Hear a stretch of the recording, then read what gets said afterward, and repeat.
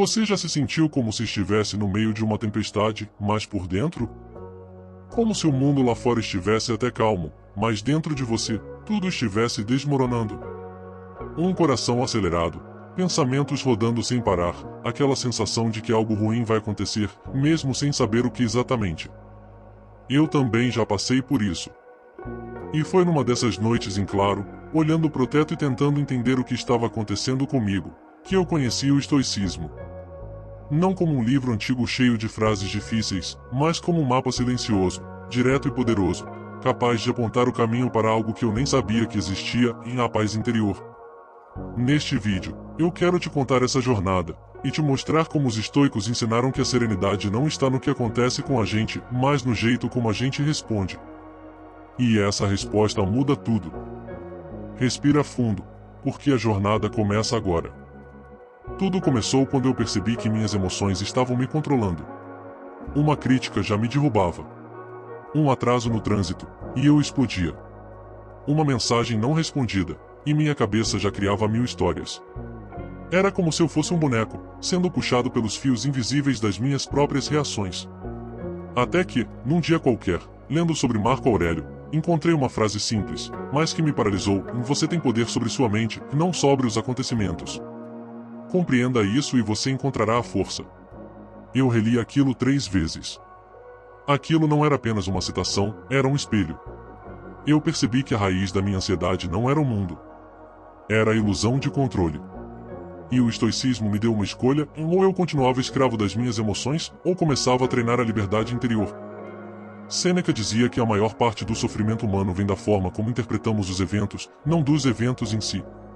Isso caiu como um soco no estômago. Eu comecei a perceber algo sutil, mas poderoso, e entre aquilo que acontece e a forma como eu reajo, existe um espaço. E naquele espaço vive a minha liberdade. Uma vez, meu chefe me criticou na frente de todo mundo. Eu senti o calor subindo, a raiva invadindo o peito, a vontade de retrucar. Mas naquele instante, lembrei: e isso não me atinge, a não ser que eu permita. Respirei.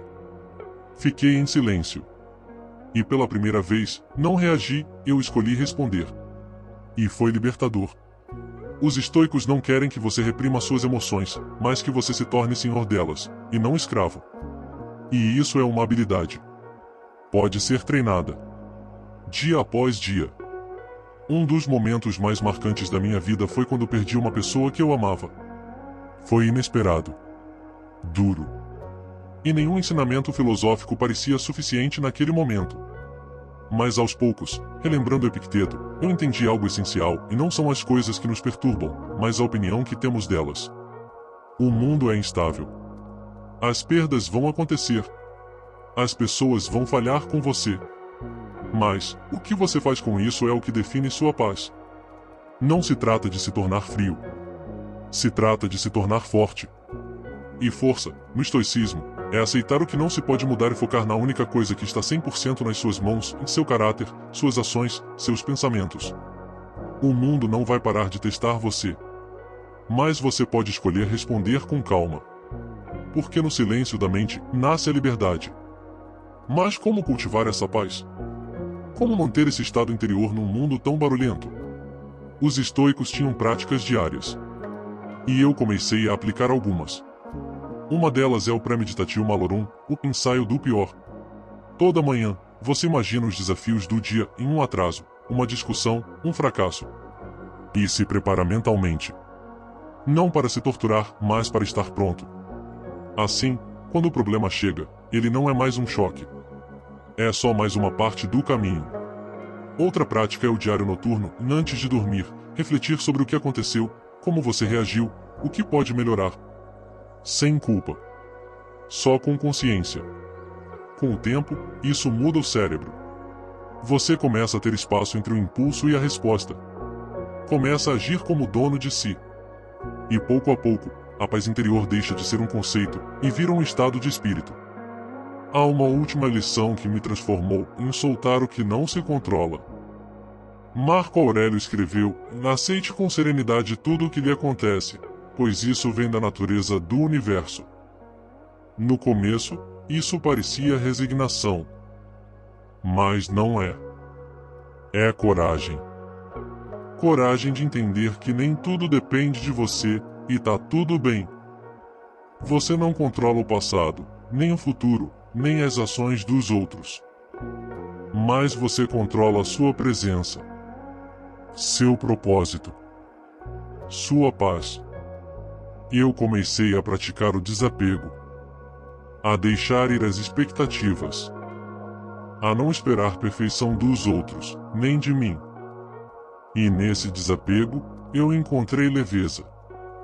Porque a paz interior não nasce do controle, mas da entrega. Do entendimento profundo de que o que realmente importa já está dentro de você. Hoje, quando penso no estoicismo, não vejo uma filosofia antiga, mas um caminho vivo. Um mapa prático para quem quer ser forte sem ser duro. Ser calmo sem ser apático.